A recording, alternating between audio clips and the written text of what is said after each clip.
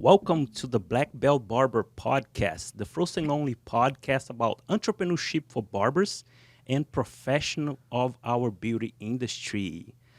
This podcast, we are aiming professional of the beauty industry, and we all about to bring relevant people to the table that will bring relevant contents, insights, sharing experience, ideas that will challenge you, that will make you change, that will make you think to get out of your comfort zone.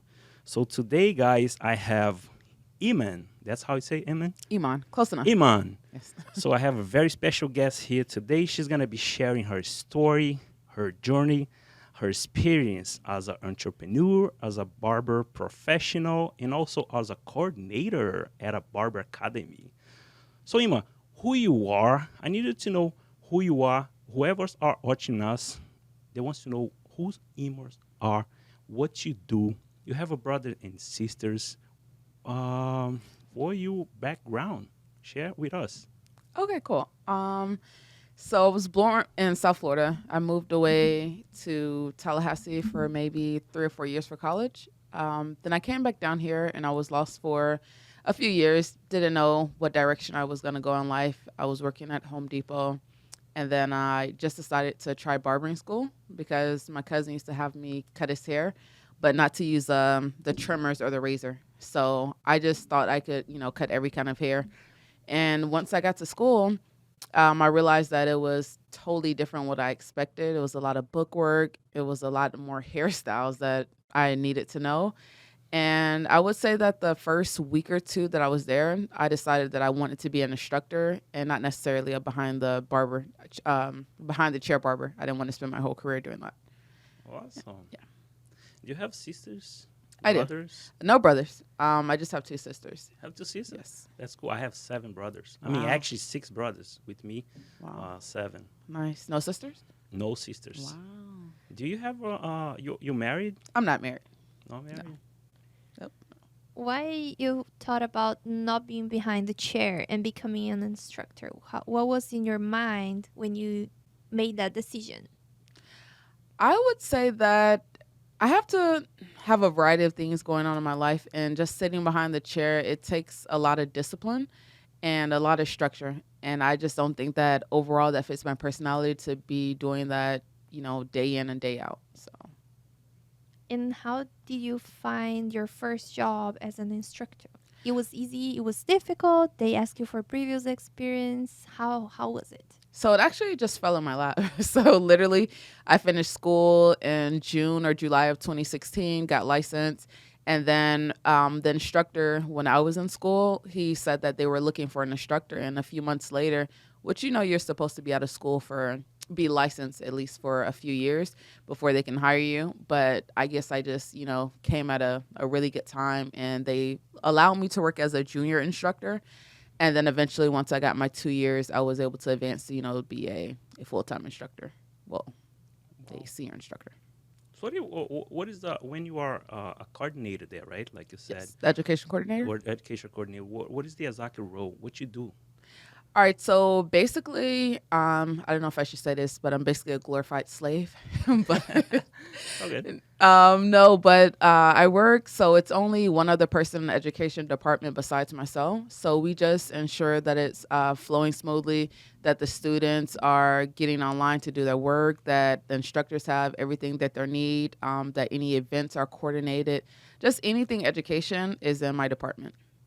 Well, that's cool. So basically, you take care of more tasks than just, not just the students. You make sure that everything, the teachers, the whole school works smooth and everything goes as it's supposed to. So you take care of a lot of things in the school. Yes, and then also when instructors aren't able, to come in, then I'll cover their class as well. So just pretty much do everything there.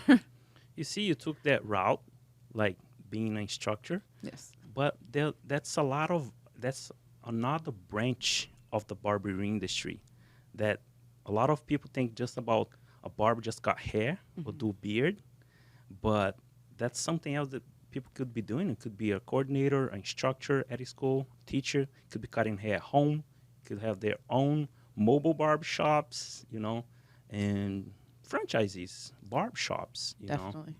That's Yeah. Another thing I tell the students at the school is that, same thing, they don't have to be behind the chair. They can be a platform artist. They can get hired by a big company and just, do their own thing.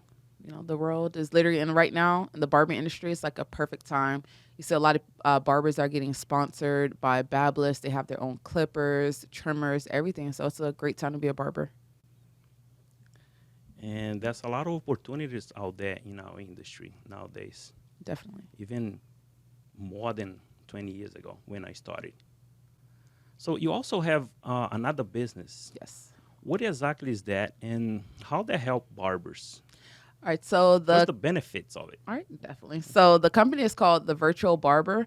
It originally started out a few years ago. When I first became an instructor, all my friends were coming to me asking if I could help them study for the exam.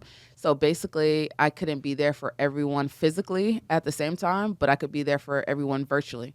So I just decided to start off offering state board study sessions, and then I advanced to adding on CPR training. It's for anyone, but I'm just particularly focusing on people in the beauty industry. And then also now I added to get approved by the DBPR. So when barbers need to renew their license, or if it's the first time getting it, my company can help them get their HIV certificate. Wow, that's wonderful. That's amazing. What a great opportunity you saw working in the school and seeing the needs of the barbers and cosmetologists, and then you started a business. Yes. That's amazing. So how that goes for you? Like, there's a lot of people looking for help?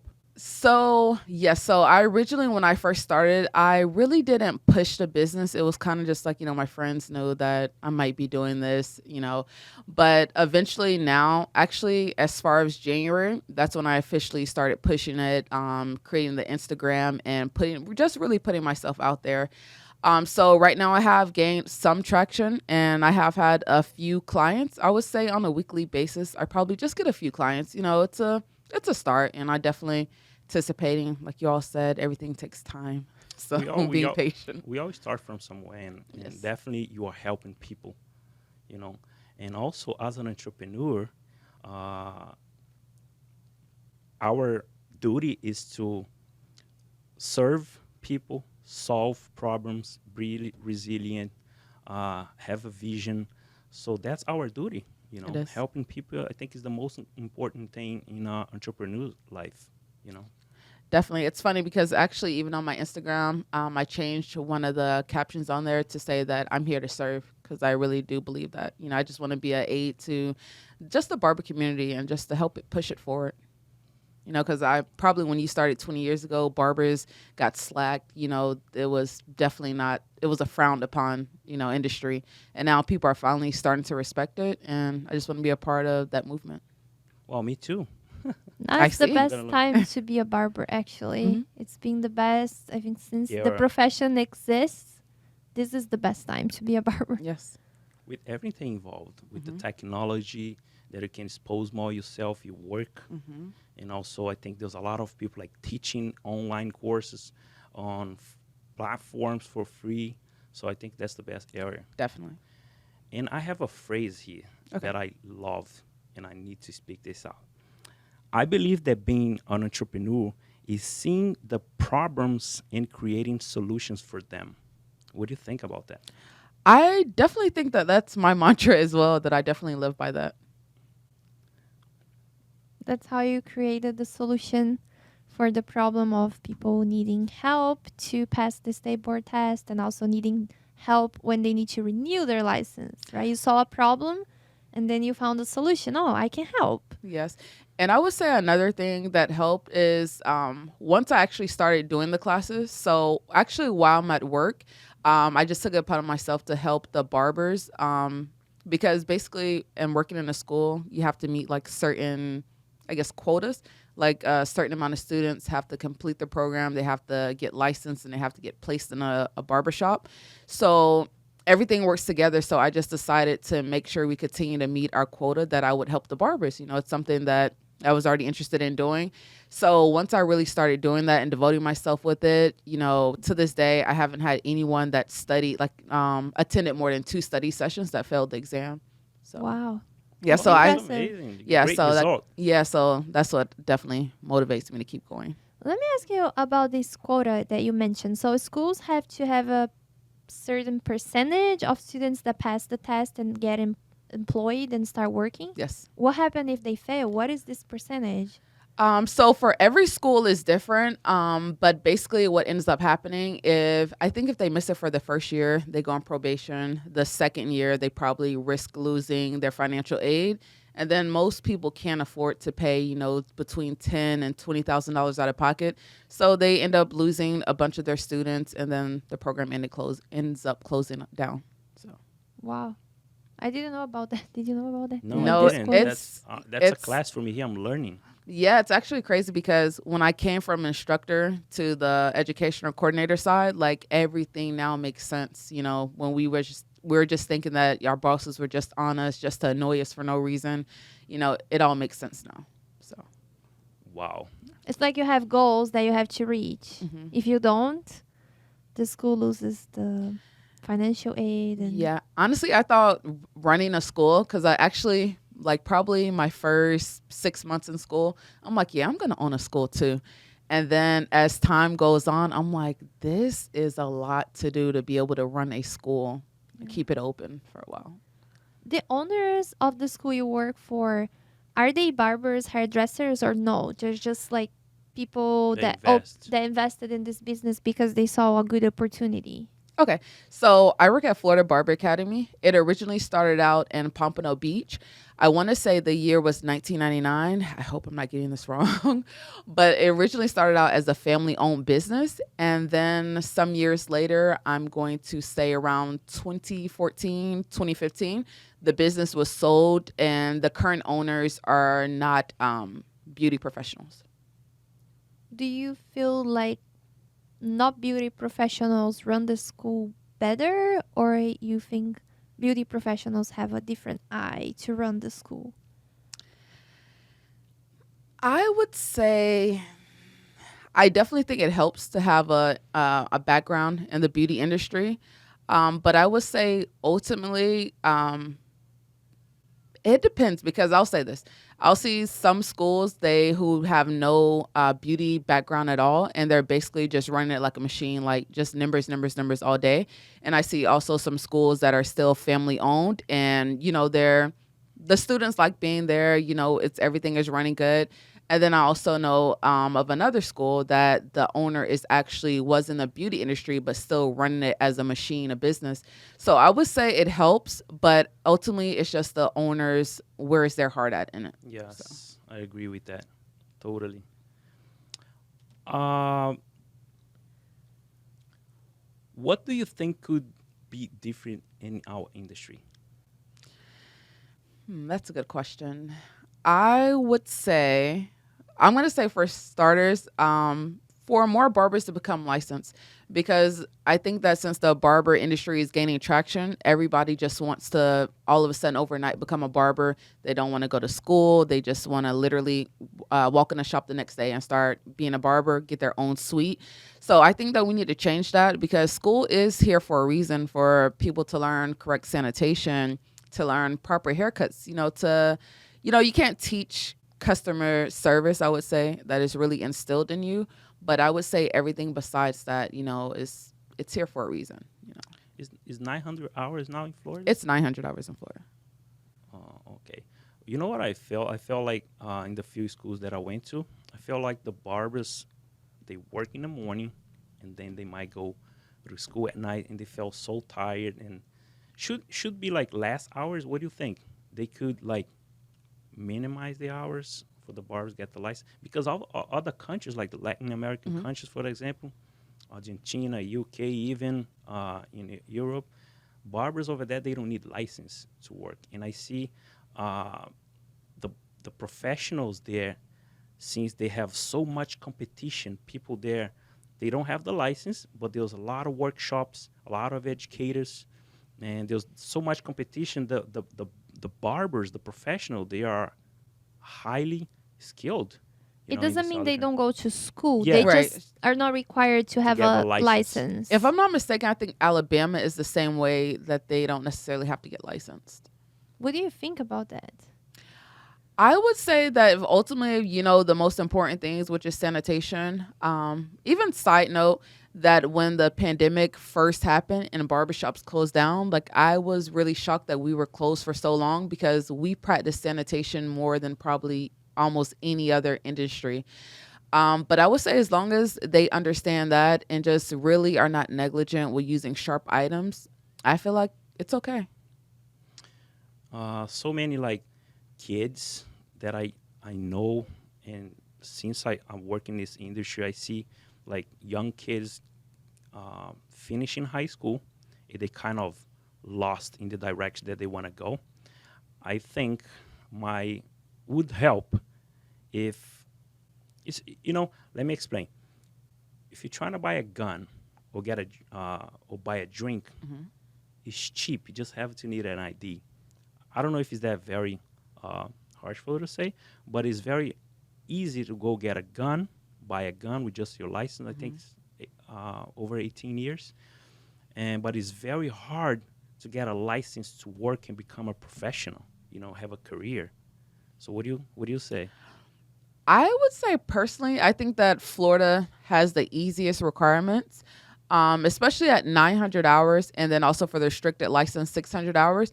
I think that is like a perfect amount of time as long as the student is motivated. But from what I've seen from working at a few different schools down here, like students, they're not that motivated.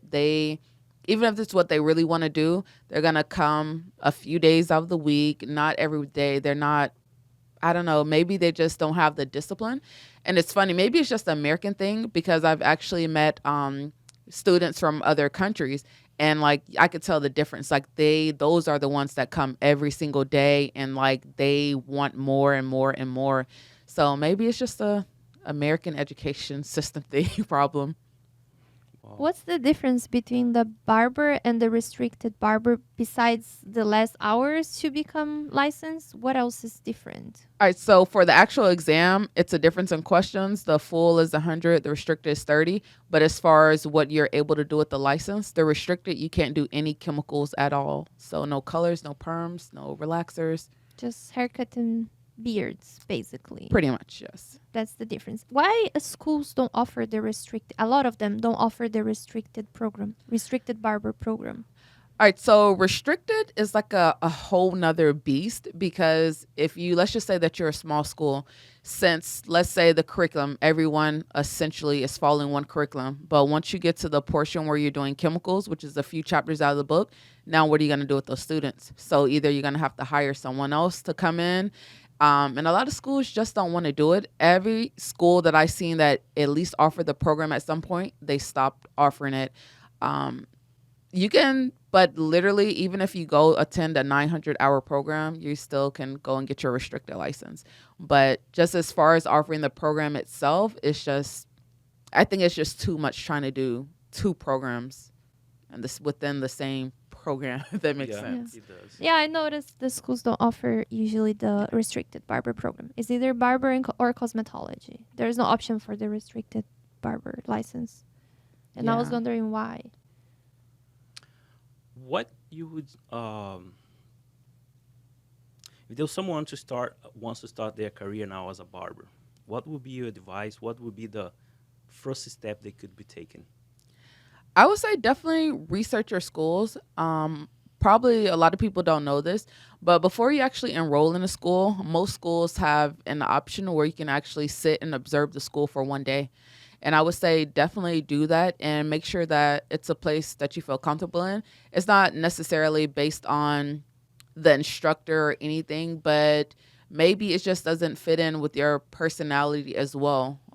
Because we ran into that issue where, you know, I don't know, some of the students are a little bit more laid back. They still are going to do their work, but then you have some people that come in and they don't want to hear conversations about anything else. Like they just, want it to be like almost like a military. So I think you definitely just have to find a school that fits with your personality. Well, that's a really good advice.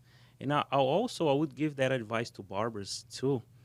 Finding a Because shop. Finding a shop because they could go over there, have an interview, and ask the owner if they can stay there for a day or two or even a week and see if they will fit the personality of the business, the vision. I think will be less error, and then you're not gonna be jumping from shop to shop because you just the first thing shows up and you're starting. Yeah, definitely. Someone gave me this piece of advice for finding an apartment a while ago, years ago. They said basically go to the apartment, in the nighttime and just see like, is it loud? Is it busy?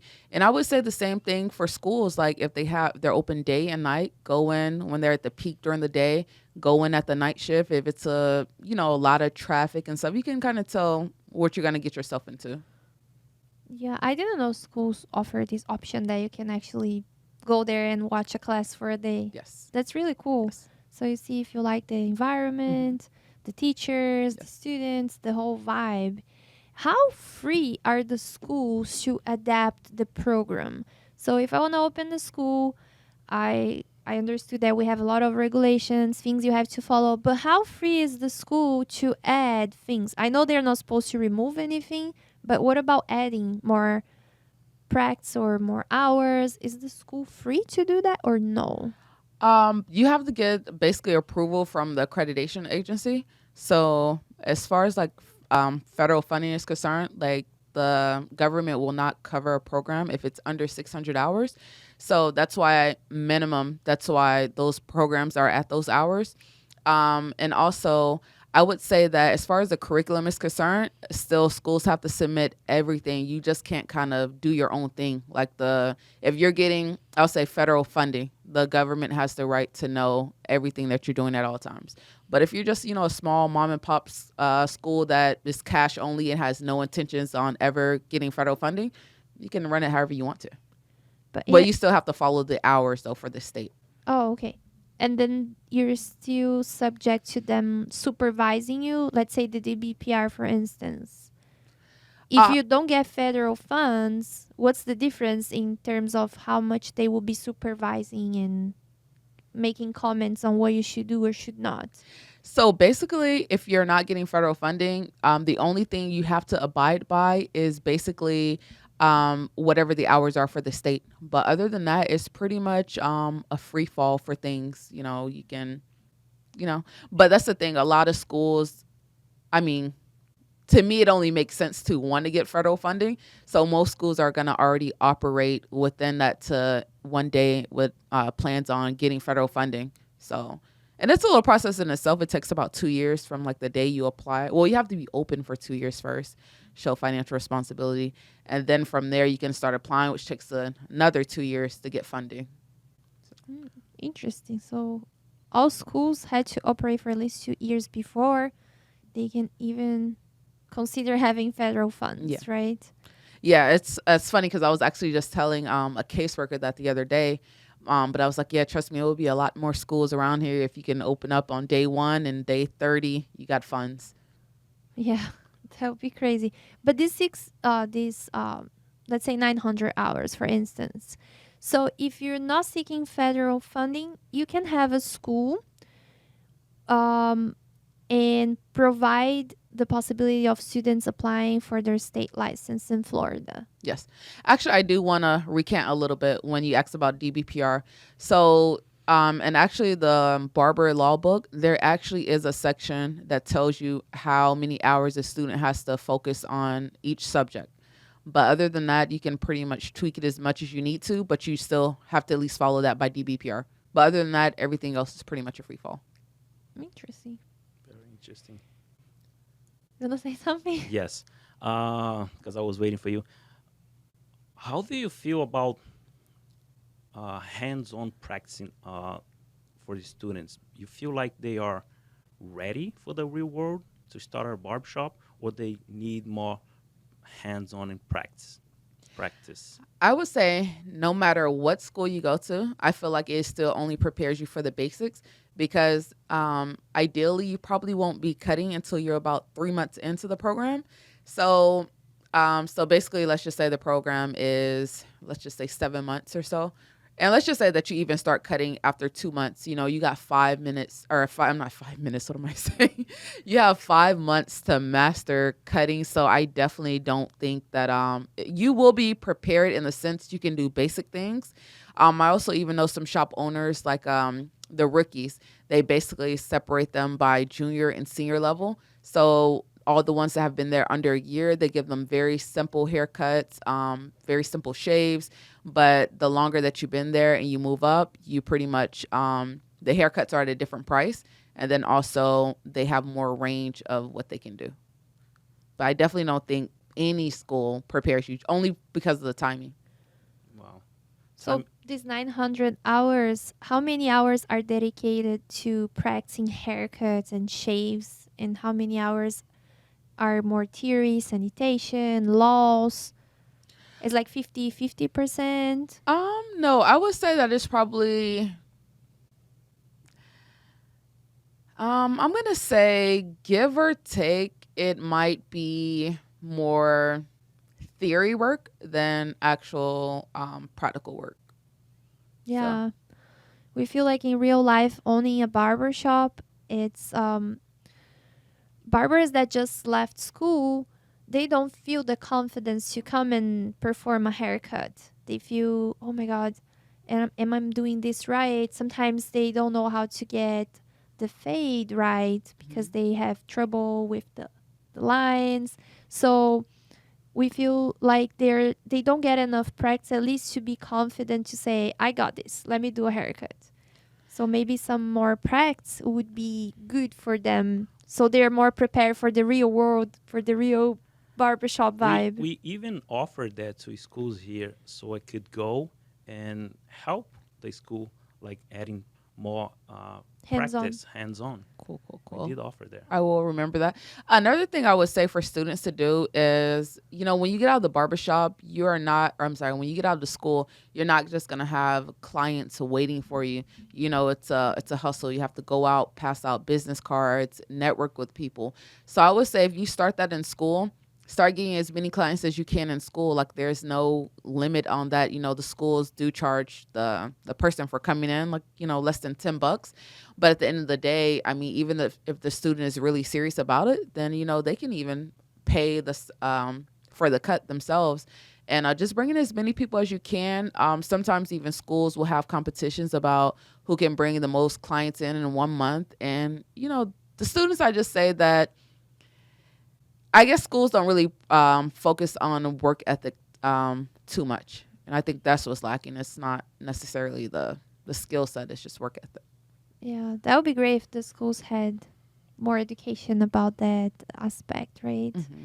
Also, customer service, basic things that sometimes how to get clients. How to get clients, communication, client consultation, It would be really helpful if barbers learn that in school, because some people doesn't have any background doing that. Like they never worked before with customer service, and sometimes they just need a guidance so they can perform better. Yeah, it's funny because actually when I cover the barbering class sometimes, the client will walk in, I'm at the desk in the front, and then the barber may be about 4 or 5 chairs down, and they're like, what is he getting? And I'm like, could you come up here and talk to the client? But I think definitely a lot of barbers lack soft skills. So, But it's talking about they're not comfortable when they finish the school. I think all other industries are the same thing. Let's say, for example, a doctor, right? They finish college, then they do the residence, right? Residency. They do the residency for years, I think. And then the real world, the real life is different. That's when you really learn from experiences. Right. What do you say? I would say definitely. I don't know if you're pretty much saying if like barbers had another place that they went to after graduating a program, and Could be, but I think like my workshop, like called the ABC Barber, Right. is apprentice workshop. You can learn how to cut hair from nothing, from zero. And I always encourage them during the workshop, the 4 weeks, grab a friend, a family member, and practice what you have learned that week. So that's what the students at are encouraged to bring as much clients into the school. I think that makes a difference. Why there is a charge for the haircuts in school? Is it required by law? Why all schools charge for the models to be models? All right, for two reasons. One, schools feel like, the students are plugging in their clippers, they're using their electricity. So they want, I guess, to offset some of those costs. And then more important than that, schools have like a 90-10 rule where 10% of your finances have to come from a source other than what the government is giving you. So it contributes to that. Oh, I didn't know that. It's a lot of little caveats in owning a school. That's why they charge for haircuts, because they need another income. Yes. That's why they sell products as well. Interesting. Oh, very interesting. What about workshops? Why can't they sell advanced education? So barbers came, they got licensed, or cosmetologists. And then 1 year, 2 years from now, they might be looking for advanced education. They want to practice something new, a new trend, a new style. Why do you think schools don't offer that? That's a great question. I don't know, because I've never seen any school I worked at, no matter what programs they offer, they do not do that. They pretty much leave that to other outsiders, which in a sense is kind of messes up the industry. I'll say for even the scalp micropigmentation that's going on now. Literally, I know a guy that he got certified. Literally, let's just say that this was the beginning of the year. And then a short few months later, his price then I think was $1,000. And I think he had only just learned how to do it for, let's say, the past 6 months. And then basically a year later, he's charging $5,000. And I'm like, you haven't even been practicing this long. And then I actually took a scalp micropigmentation class. And I basically the lady, she had been doing it for basically 20 years. She had been in the industry. And I feel like it just should have some kind of regulation, because literally people don't know what they're doing. They're just learning how to do it themselves or think they know how to do it. And then they're charging people and giving them a little, certificate, which is nice, but it's not, Do you have to be a barber to do scalp micropigmentation? I know they need a tattoo license, right? Because it's tattoo. But what about, do you have to be a barber or no? No, just need the tattoo license. Interesting. And a lot of barbers are going that route. They're starting doing micropigmentation. Micropigmentation. Would you let's say how you see that in this industry? Is that's gonna go far? Is that a good trade to start? What is? I think so. I definitely think it's a beautiful thing. Also with the the men's hair units as well. This stuff has actually been around for a long time. Celebrities been using it, but now it's just being more accessible to the public. So I think it's definitely a beautiful thing if you find someone who's knowledgeable about what they're doing, and they're not gonna leave you with the ugly permanent tattoo on your head. But definitely, I think it's improving guys' confidence, that's been lost for years. So I definitely think it's a good thing. If I was bald, if I was going to look for a good professional to do that, because that's for life. You know? Definitely. One mistake is just like a regular tattoo. Yeah. And the only difference is that you can't cover it up. Can't cover. Yeah, it's your head. It's your scalp. I have some ugly tattoos that I regret. Because I was young and stupid. So imagine in your scalp forever. I can't even tell about mine. Yeah, some people use the wrong color ink.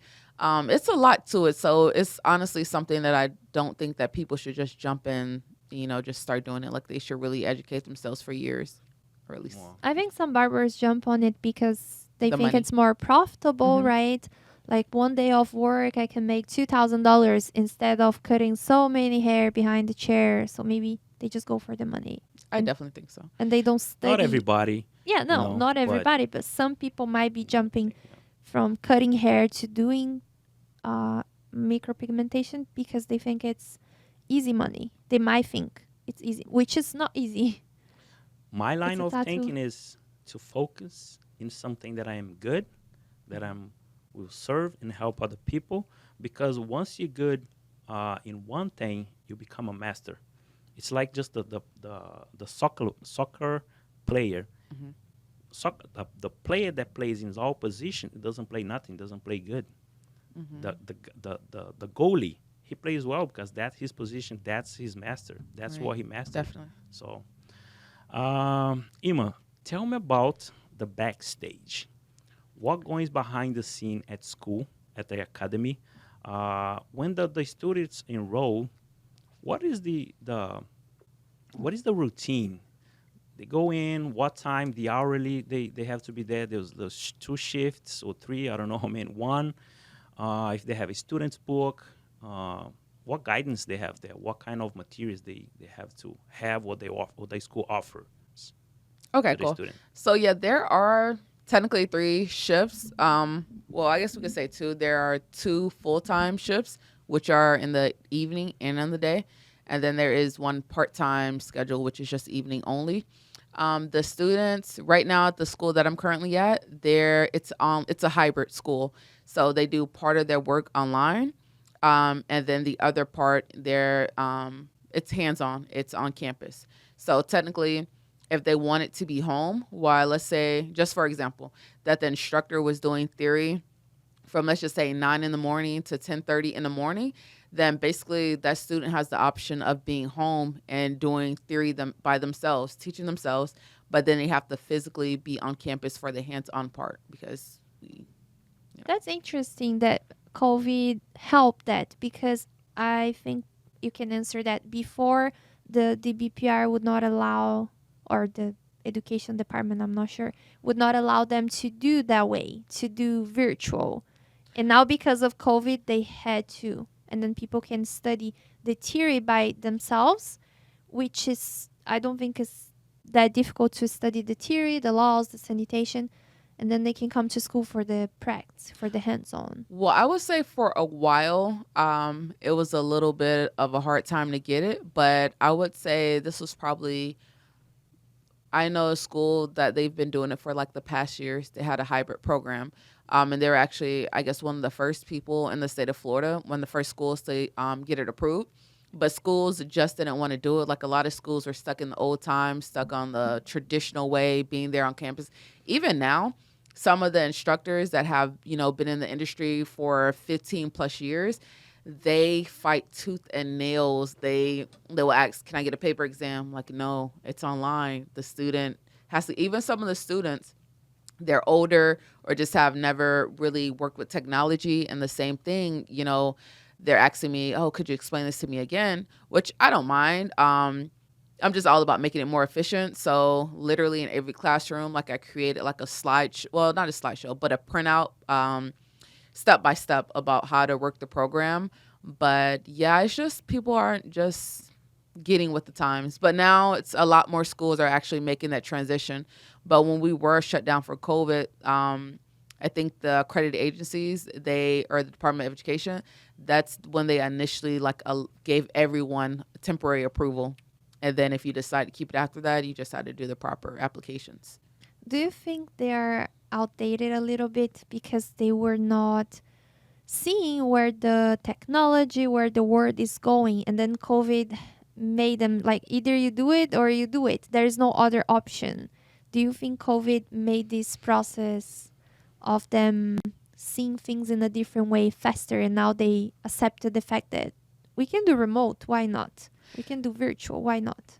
Definitely. And I would say also too, but I have seen some schools that as soon as COVID was over, they went right back to the traditional way, which I don't understand because, it's kind of unpredictable. We don't know if we're going to have another shutdown or anything, and you're going to have to go through that process again. But it's just more efficient to me if everything is digital and students are just coming there for hands-on. It even helps because sometimes students have situations where they might not be able to attend school, and basically schools have like a certain percentage. Like let's just say that they're hybrid. Like I worked at one school, it was like 50% hybrid, and 50% online, or I'm sorry, online and on campus.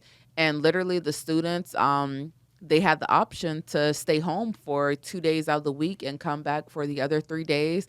And it helped because some people are taking care of parents, taking care of kids. So I definitely think hybrid is a beautiful thing, but I do think that a lot of people are still afraid to embrace it.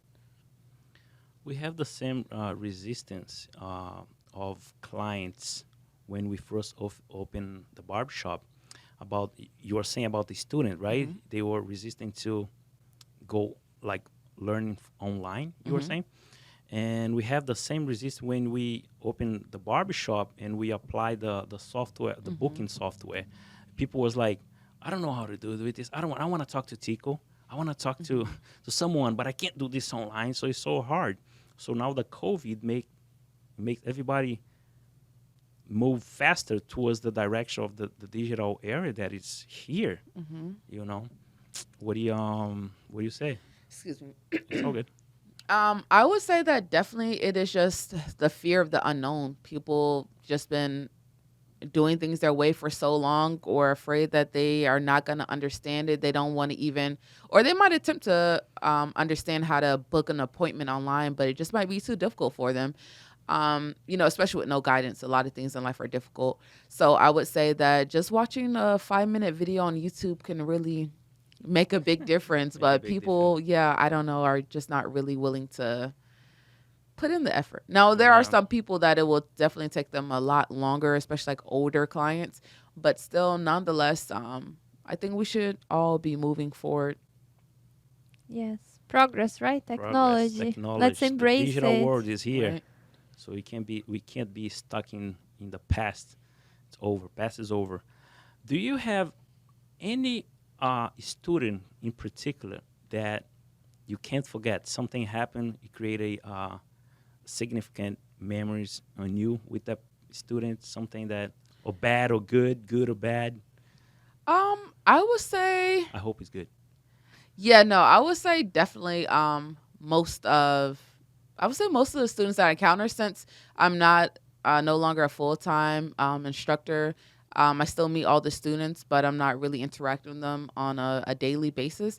But I will say that something meaningful to me was just a pure dedication that I had a student that lived in Naples, and he would drive 2 hours, well, actually 4 hours a day, but 2 hours each commute each way to come to school. And he rarely missed a day.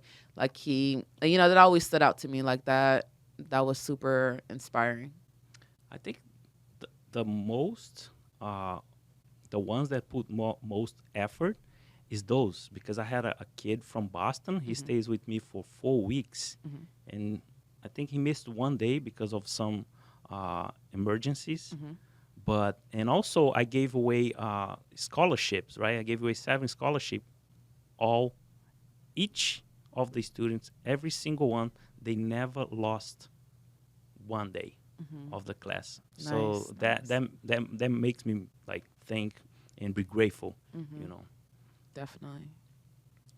So I have another phrase Okay. that I love. An effective coach is someone who makes you do what you don't necessarily want to do. So can you become what you want to become? I would say that's good. I would say that more people definitely need to adopt that into their life, because there are a lot of people that are calling themselves leaders, but they're using it by forceful means. People are not naturally drawn to them and they don't feel comfortable, or they don't feel confident in that person leading them. They're just following because either it could be a owner at the shop, could be a boss at the job, and it's just what they have to do.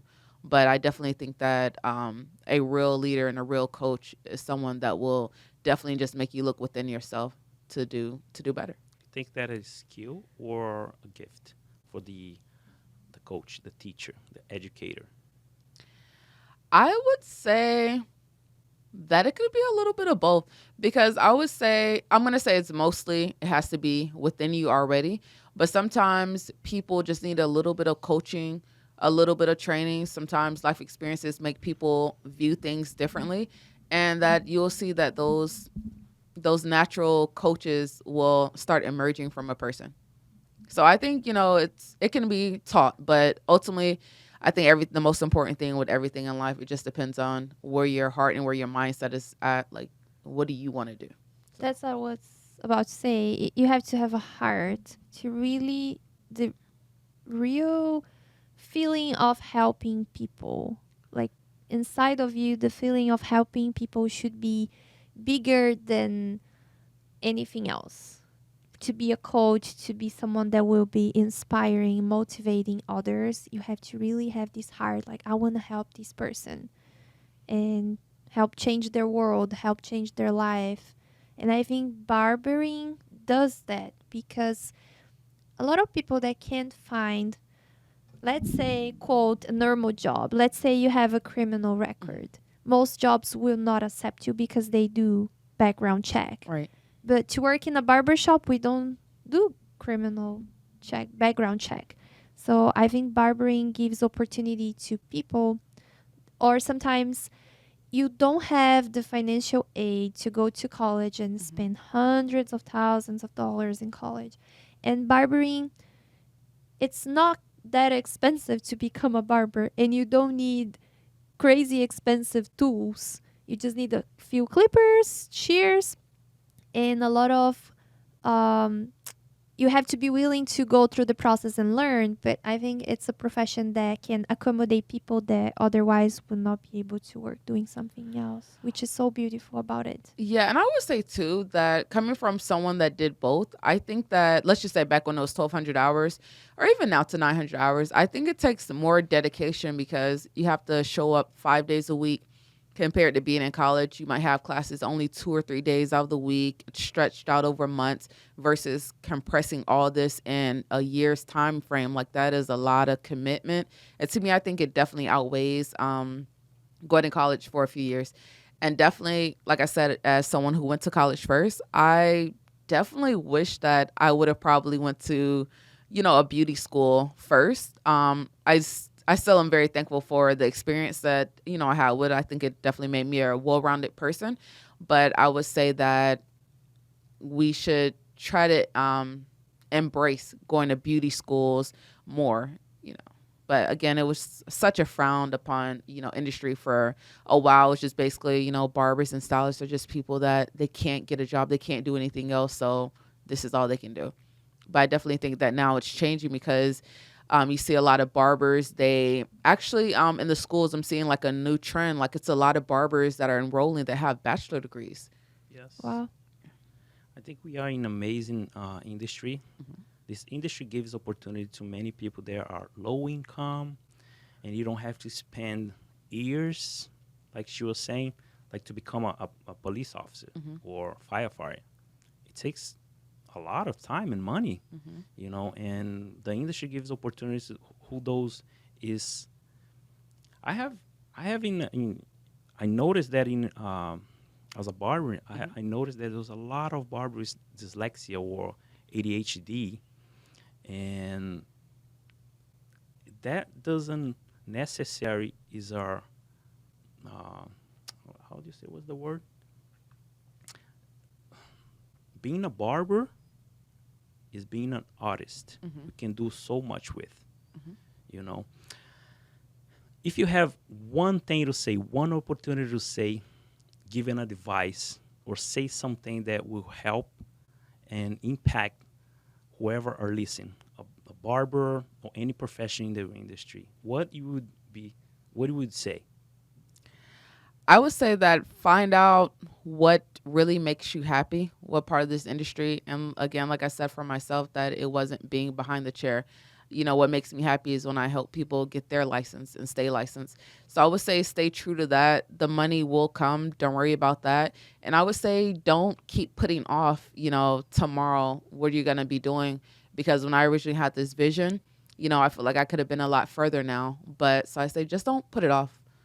Just go for it, honestly. I mean, the worst thing that could happen is you could fail or people could turn you down and say no, but You already have the no, so Yeah. like I think you have to give the first step, and then everything else start happening because you're moving towards your vision, your goal, what you want for your career or professional career or yeah, life.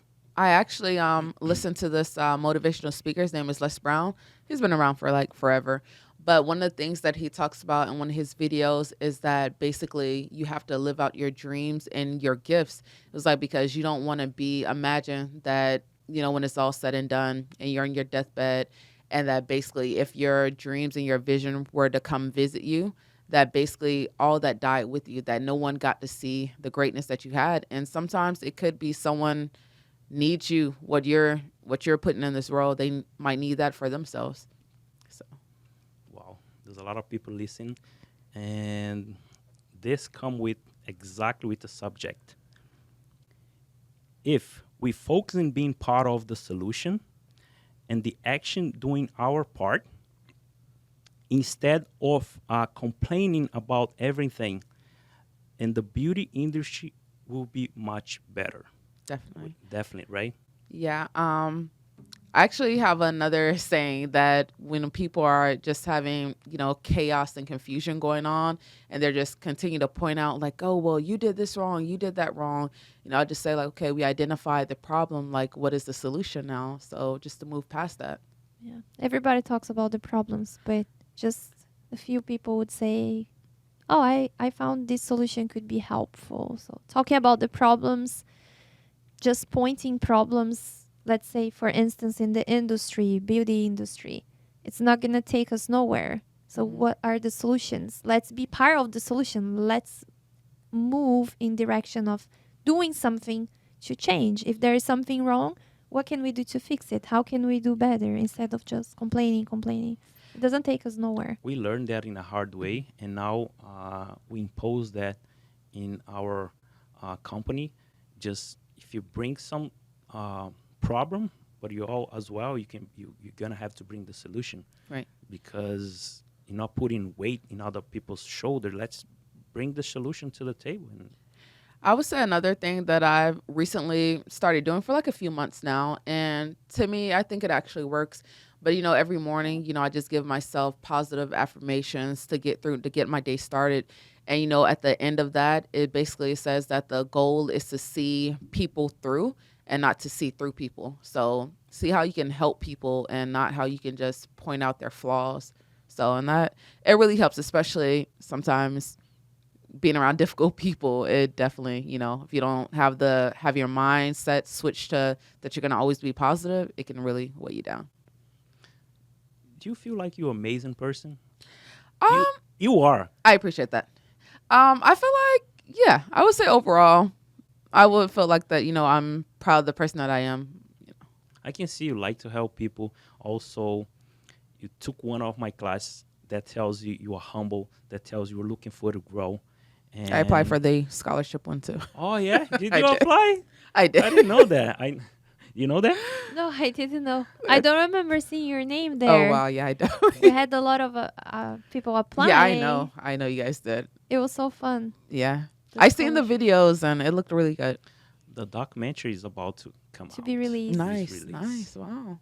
I told you guys are full of surprises. The documentary will show from the beginning until the end, the whole process. The 4 weeks that we've been with the students, how was the process of selecting the winners, reading the stories, and then we got the clippers from Wall. The day they received the clippers, they were so excited. The graduation party, it was, oh my God, it was amazing. Those, those people that were involved, Wall, Sharp Fade, they really wanted to be part of the industry by helping other people. Sharp Fade was there, like, helping. He was, like, all over, promoting. Nice. And the greatest feeling I have from my students, is to see their smile afterwards. Right. I was gonna say, yeah, and thank you for both of you for, helping push the industry forward as well, and, just continue to do positive things, helping the students with advanced classes, because it does make a difference. That people already know what they're doing, that they feel confident doing haircuts for clients as well, and that also too entrepreneurs can come here as well and put their message out there that it could help someone. So, just thank you guys for. Thank you. Yeah. You always are in contact with us. You always connect with us. So anything that you need, we're here. And it was great to have you here. I appreciate it. Same here. And I learned a lot. I was here sitting as a student because things that I never knew, I never heard. You speak out, I learned. And once again, thank you for coming. All right, I appreciate it. Thank you for having me. Welcome thank you everybody.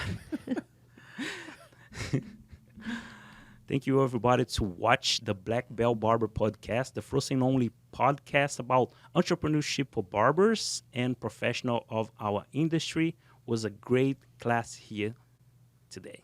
Thank you guys. Appreciate it.